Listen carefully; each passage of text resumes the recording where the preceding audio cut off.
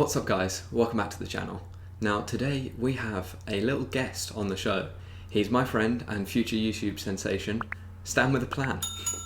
So we've done a more structured collaboration over on Stan's channel. You can check that out with the link in the description. But this video is more of a discussion about how we got to where we are in life, why we're such good friends and where our future goals are. So Stan, I'll hand over to you for your introduction.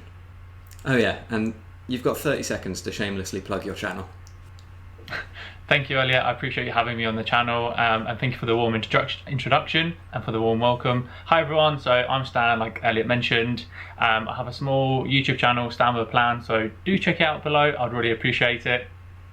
So a little bit about myself. I went to university with Elliot and did automotive engineering with Elliot. I then decided to spice it up a bit and make a change, so I then did a master's in finance. And then ever since I pursued a career in finance, so I'm currently a finance graduate at in a big retailer, and it was definitely the right choice for me. I know sometimes you think, oh, is it too late to change your career? And I think Elliot talks about that in one of his previous videos, so do check that out above. But yeah, I'm very grateful to be here, so I appreciate you having me on the channel, and I'm looking forward to our discussion today. All right, cheers Stan, thanks for that. So you said that you left engineering to pursue a career in finance. Why exactly did you do that and how did you go about it? So I think for me it was halfway through second year. It was a moment in time where I thought engineering really isn't for me. I thought it's a great course and I was learning a lot, but I just wasn't fueled with any sort of like passion, or it wasn't really motivating me enough.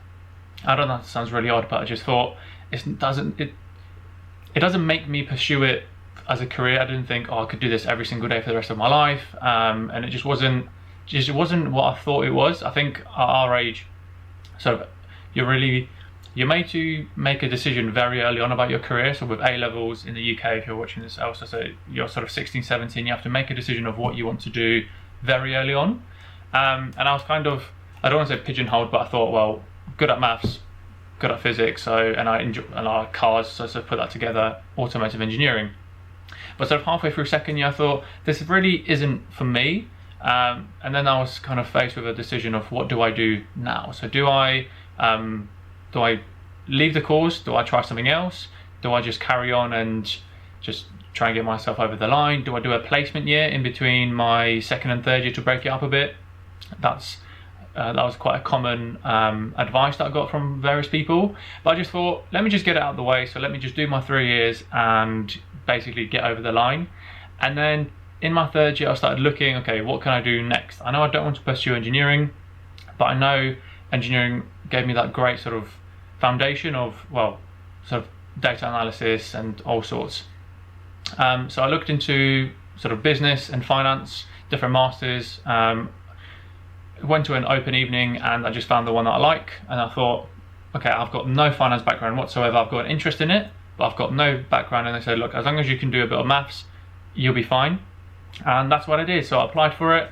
And I think from then on, I was very sort of glad I did it, because it went from doing something or doing a course that I kind of chose and didn't want to do to a course I really wanted to do.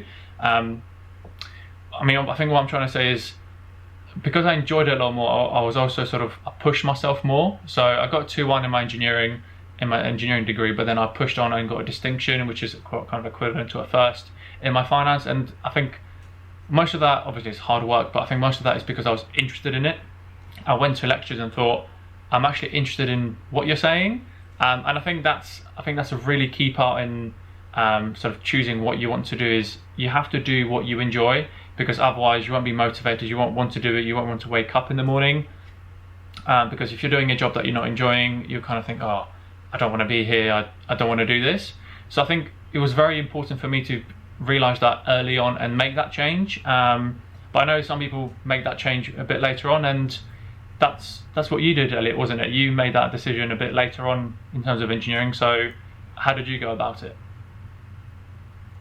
Yeah, exactly. So as you said, I also changed from engineering to finance, but I actually essentially completed the equivalent of a bachelor's and did 6 months of a 1-year placement scheme in engineering before realizing that actually as a job, engineering wasn't what I expected it to be.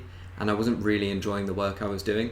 And so for me, whilst I was doing the formal learning, I still found engineering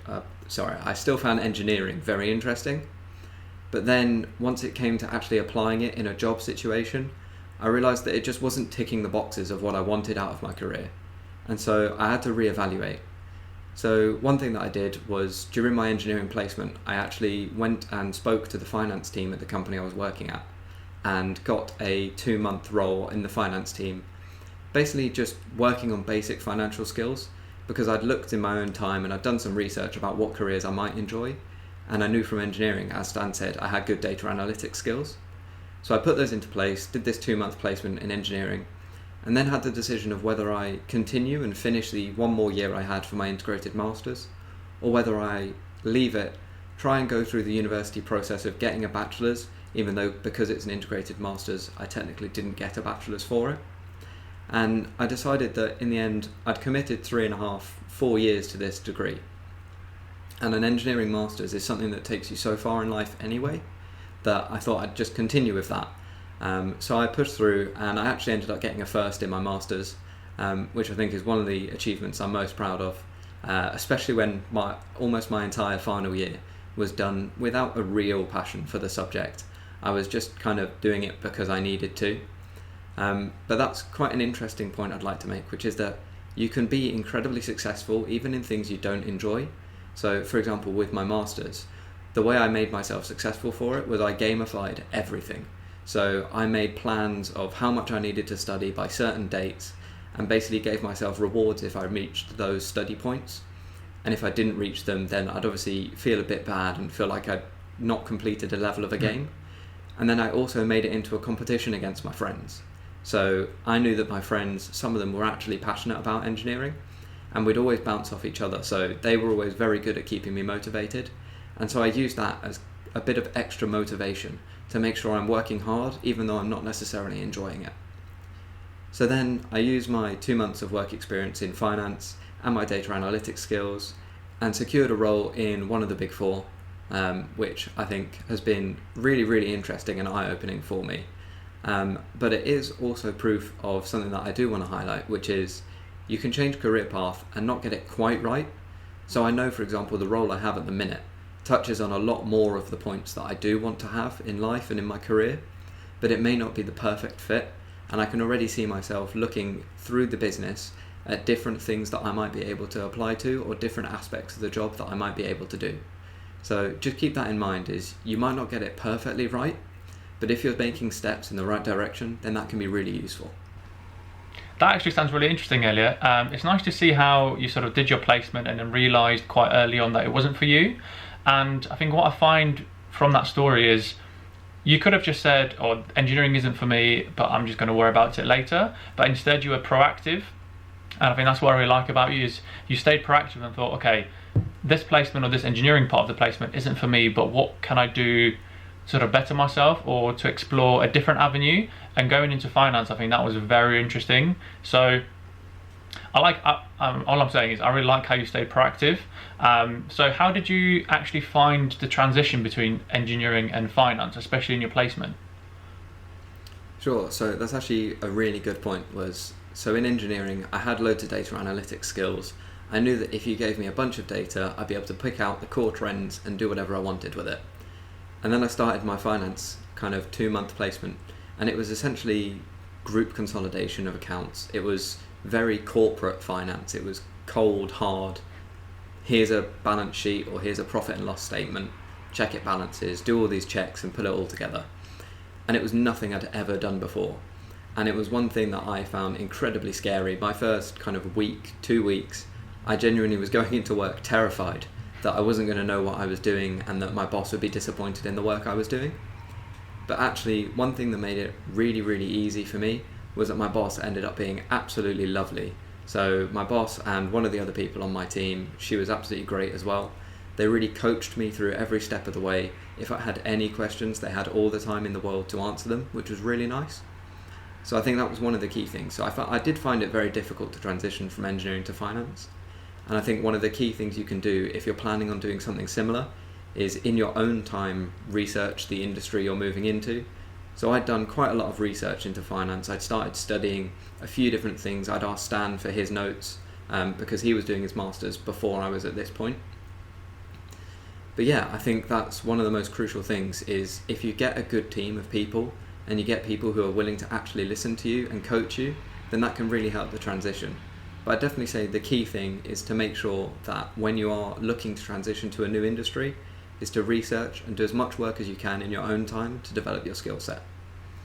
So throwing that back to you, Stan, I wanted to know, what did you find hardest about moving from engineering into finance? I think for me, it was, touching on your point about the data analytics, everything I've done, again, since pretty much A-levels or GCSEs is all focused on maths. So maths, physics, numbers. And then even in engineering, we did a few essays, but nothing too major other than the dissertation. But then going into finance, it was almost, I could do the maths, so say, I don't know, analyze this company, fine, but then you had to write a lot about it, and it was that sort of qualitative side of finance that I struggled with. Again, everyone's sort of good at different things, and what I found was writing these essays or going into one lecture and thought, okay, this has nothing to do with maths, it's all theory, it's all sort of discussion, it's all kind of these models and whatever else. And I found that difficult of how do I sort of make that transition, or how do I use, I don't want to be big-headed, but I am good at maths, but I wasn't quite good at writing. So how do I make that transition? How do I get that help?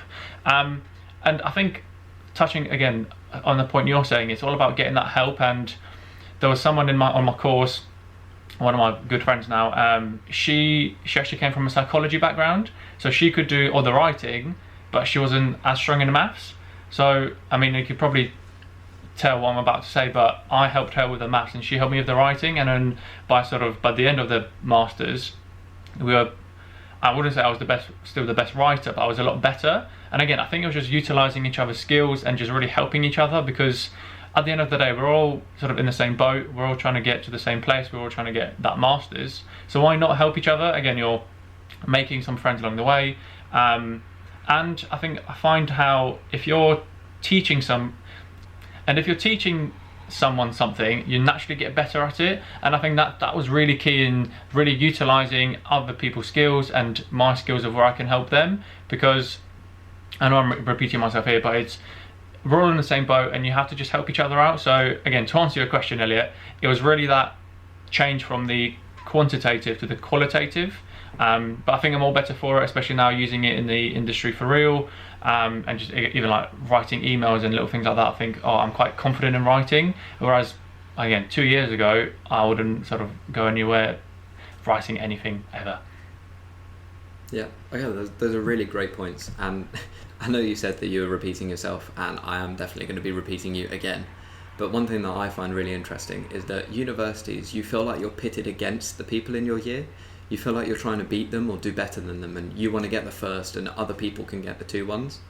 But actually, working together is one of the best things you can do at university. And I definitely agree that if you're teaching somebody something, like every time that I understood something slightly better than one of my peers, or they understood it better than me, when you teach it to people, you become much, much more competent in that skill set.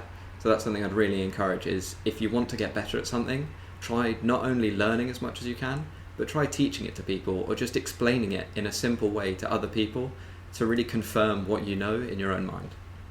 No, absolutely. I think sort of, again, coming back to that point, it's just using the peers around you. And I think that's what, I'm just linking back to engineering now, I think that's what got us really close, so me and you. I think throughout the first sort of few years of university when we were doing the engineering together, because we're in the same boat and we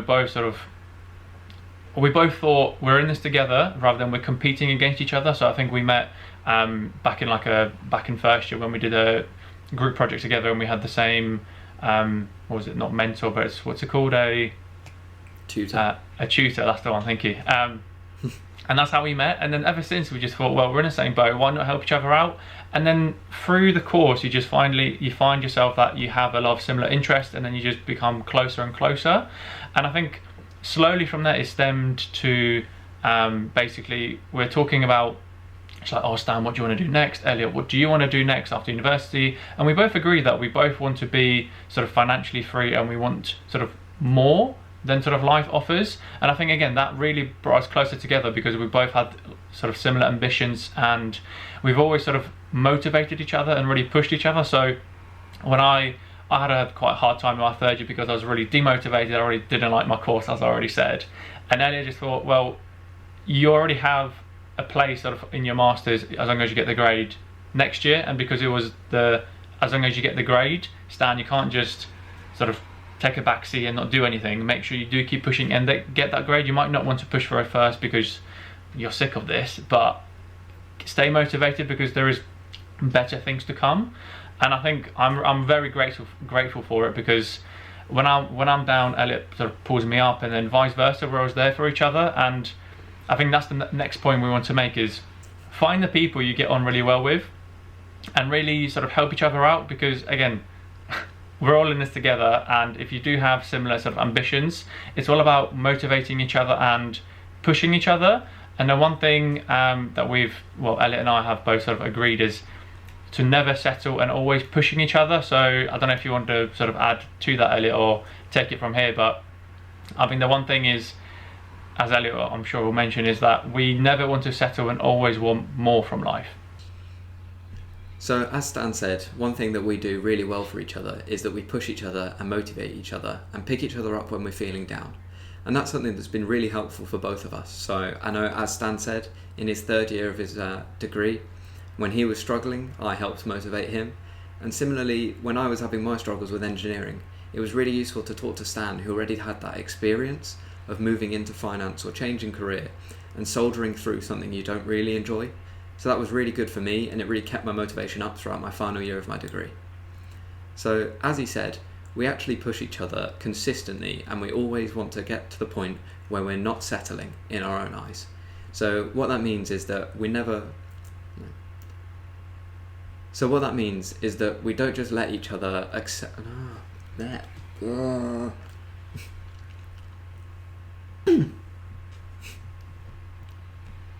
So what that means is that we're constantly pushing each other to achieve more.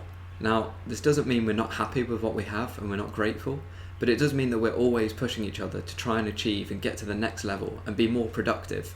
So it means that we're not necessarily letting each other get away with lazy days, for example, not uploading for like a month or 2 months. We make sure we keep each other motivated to keep recording. But of course, this can be really difficult. So one of the things I always highlight is that not every day is a productive day. So that's something that I definitely find is the case. I often find myself in the evenings after work, for example, thinking, I really should record a video this evening, but I'm just so tired. And that's absolutely fine.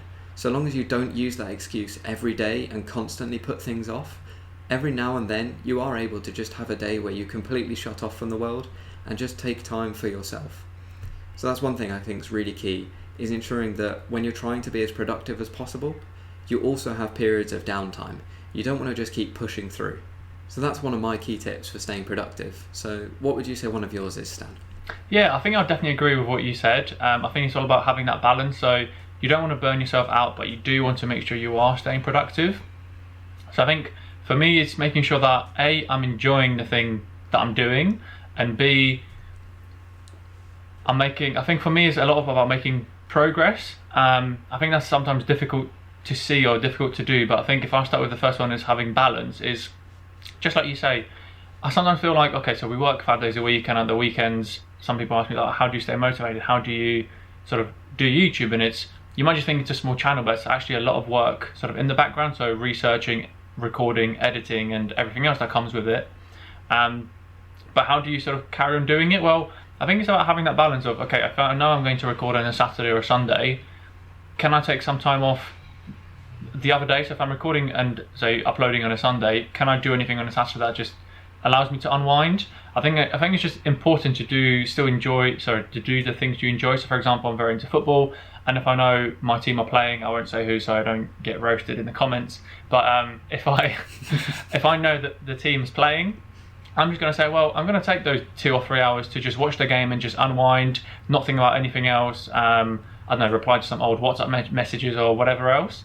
And And then the other point is, I think progress, I think it's just that self-motivation, because when you see progress, you kind of think, well, all the work I've put in counts or has made a difference. So for example, one of my goals for 2021 is to exercise at least 4 times a week, or so do 4 home workouts and 2 runs. So again, that takes a bit of time, but after now, what, 4 or 5 weeks, I'm seeing progress, and I think it has been worth it, so I'm going to keep pushing. Same with, I don't know, say studying. I'm studying for exams and various sort of courses for my work, for my job. And again, as I learn things and I think, oh, this makes sense, I can do questions, it's making progress. And it's just that constant, it's not always possible, but it's that progress that sort of keeps you going. And I think another big factor in the motivation is having you help me out.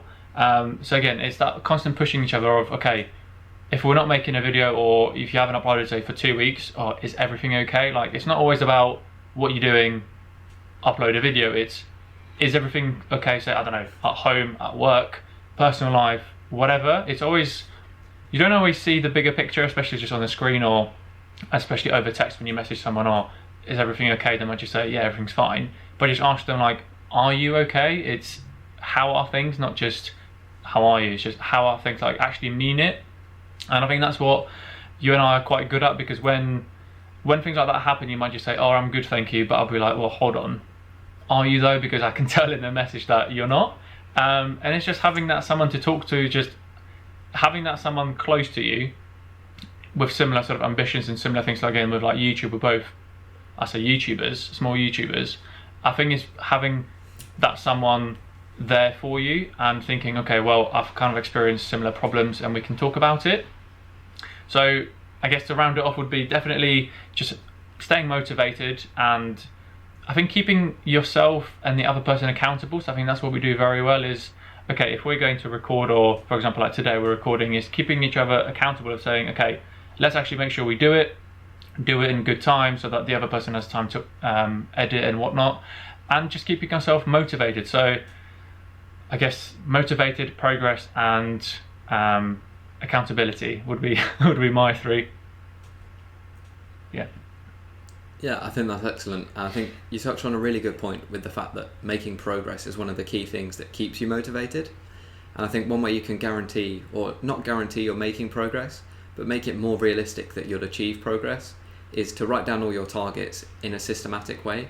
So use the STAR target method, for example, and just make sure that you're setting yourself goals you actually can achieve, and that you can really make progress towards those goals. And I think the other thing you also said, which is really true about us for certain, is the fact that we are human at the end of the day, and it's not just about pushing each other to be, robots that upload every week without problem and make sure that everything is perfect in the background, because we have lives of our own, and we get caught up in things, and things can be upsetting, or they can be difficult, and we can be stressed. And so it's nice to have a friend who's really close to you that you can just kind of catch up with and actually have those deep conversations and feel like you have a connection where you can talk about how you're feeling. So I think that's really important, not just from a productivity on a YouTube or a career standpoint, but just in your general well-being and your health, is to try and find a friend that you are close enough to that you can confide anything in them and feel completely open to talk to them about things.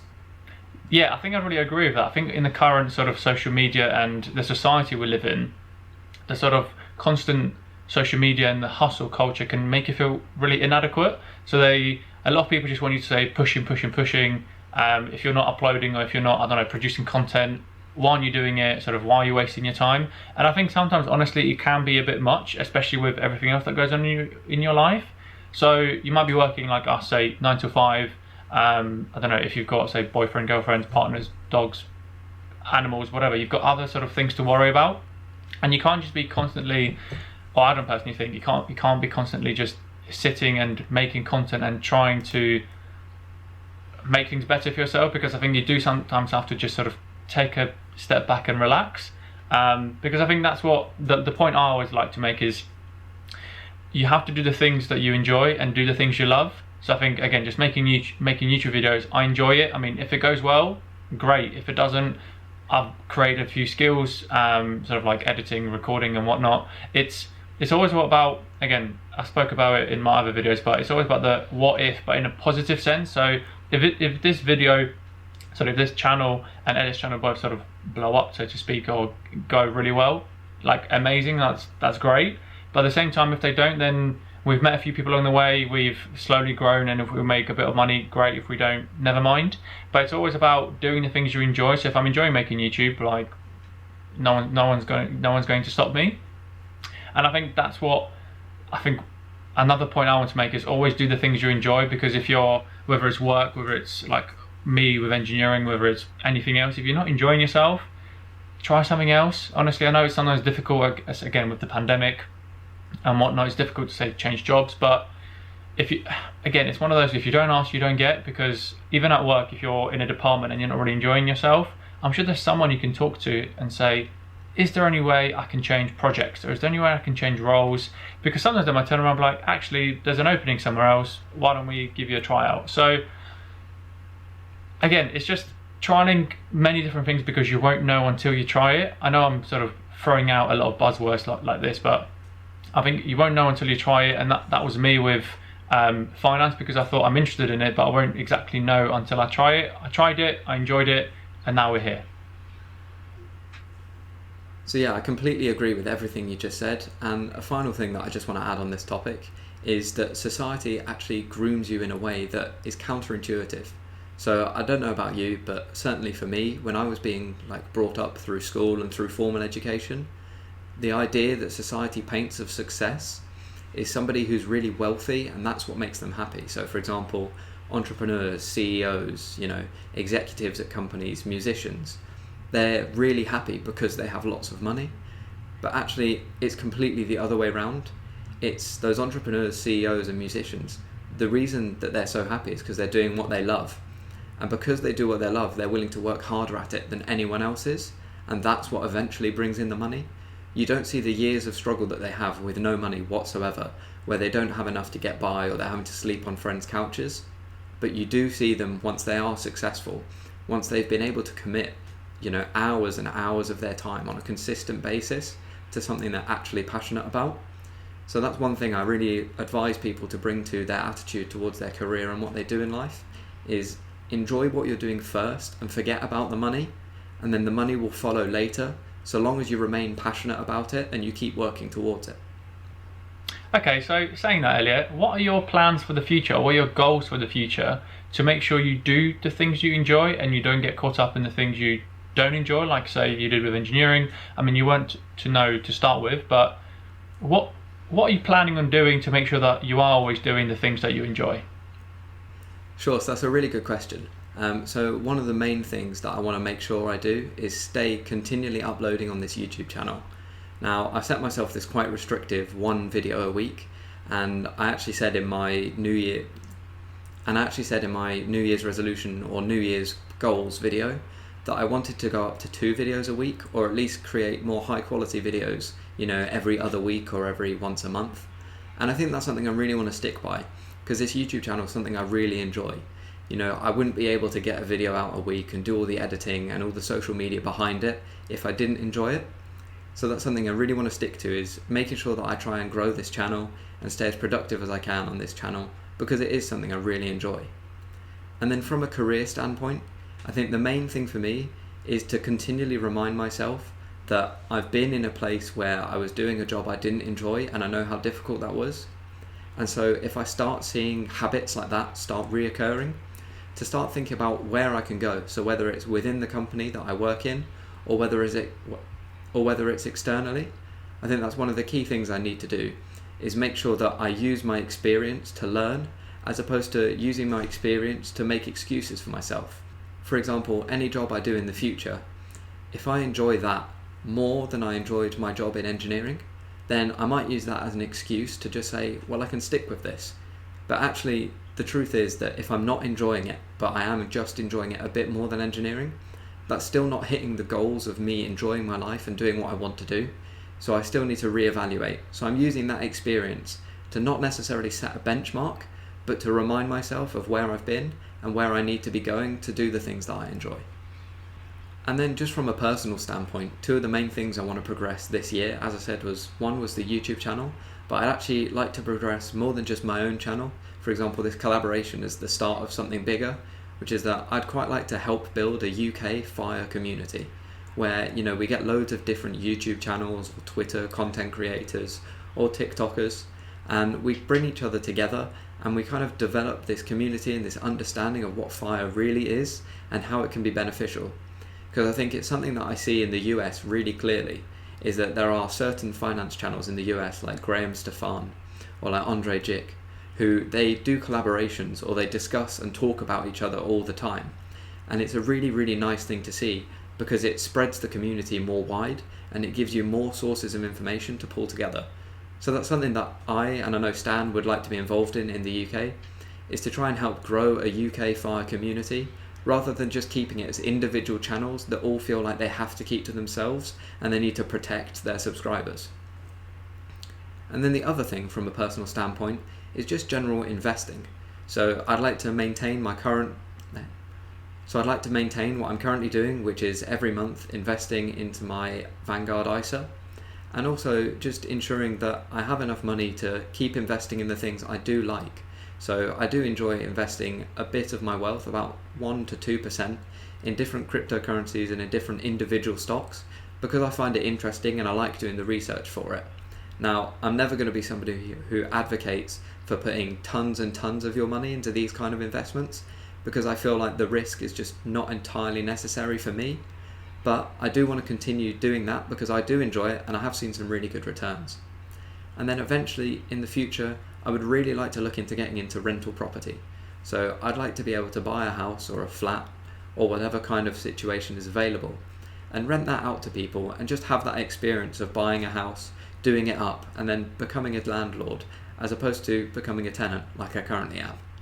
So having said all of that and established my future goals, what about you, Stan? What are your goals for the future? Yeah, I think from what you said is very much, well, it's quite similar to what you have. So again, building a YouTube and doing more videos a week if possible. So I think in my video I said I'd like to do 40 videos this year, because I know sort of November and December I was a bit quieter on the channel. So I definitely want to be more consistent, do more videos, and like, again, same with you, do more collaborations like this, because even though it's, I think, a lot of research and a lot of work, it's actually quite good fun having these discussions and being able to share sort of our experience and, you could call it, knowledge with other people. I think that's great. I think that's what we're here to do at the end of the day. In terms of sort of everything else, like professional career, again, I always want to make sure I'm doing what I enjoy. So on my graduate scheme, I get to rotate into 3 different roles. So again, I kind of have an idea of where I want to go, what I want to try, but like I mentioned earlier, I won't know until I try it. So I can't really say what I want to be doing, say, in 4 years' time until I try the different roles on my graduate scheme. But I just want to make sure as I go through these roles, I pick out the things I really like, what I'm good at and what I enjoy, and then really put them together for my ultimate role and think, okay, I enjoy, I don't know, working part of a team, presenting X, Y, and Z, whatever, and I want to make sure that my role in the future has that as well. And I think ultimately, again, coming back to the same point, is doing the things I love. So again, I know it's difficult with the pandemic, but I'd love to travel. I'd love to travel a bit more. Again, it sounds really simple now, but just seeing more friends. Again, it's at the moment just being stuck at home is difficult, but again, reconnecting with people and just, it's just doing the things doing more of what you love, and that could be anything. So at the moment, I'm kind of getting into reading a bit more, whether it's sort of audiobooks and normal books, and I'm thinking I didn't really enjoy this a few months back, but now I'm kind of doing this and developing myself. I am actually quite enjoying it. Weirdly, I never thought I'd say that. And it's just little things like that, little hobbies. Again, when we're allowed to go to see more sport, go see my football team, whether they win, lose or draw, and just little things like that in life that make you happy, because I think that's, doesn't matter what you do, whether it's, again, these side hustles like YouTube or blogs or whatever, whether it's investing, like Elliot mentioned, like having rental properties would be great, but I think do what makes you happy, because that's what, again, it makes you happy, makes you feel good, and then that really, I think, translates. If you're happy in one bit of your life, it will really translate to your other parts of life. But I think enough waffling on from me, but I just want to say thank you very much for having me on the channel, Elliot. I really appreciate you having me. Make sure you do like his video as well, subscribe to him, but I'll hand over to you now, Elliot. Thanks for having me. Thanks, Stan. That's really kind of you. Thanks for coming on the channel. I think it's been really great. It's been an awesome collaboration, and I'd love to do more of these in future. Thanks you guys for watching. Let us know down in the comments section whether you like the video and whether you'd like to see more collaborations. Don't forget to subscribe to Stan's channel, the link will be in the description, and also check out the video that we did over on his channel, and hit the like button and subscribe if you're new around here, and as always, I'll see you in the next video.